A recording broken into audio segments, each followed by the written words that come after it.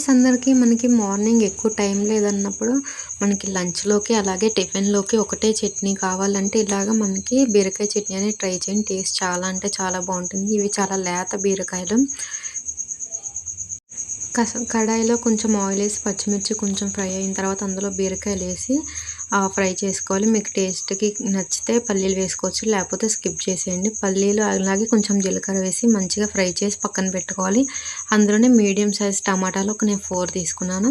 అవి మంచిగా మగ్గించుకోవాలి. మిక్సీ జార్‌లో ఈ బీరకాయలు, పల్లీలు ఇవన్నీ వేసి ఇందులో కొంచెం లైట్‌గా చింతపండు వేసి కొంచెం సాల్ట్ ఏసి ఫస్ట్ అయితే మిక్సీ పట్టేసుకోవాలి.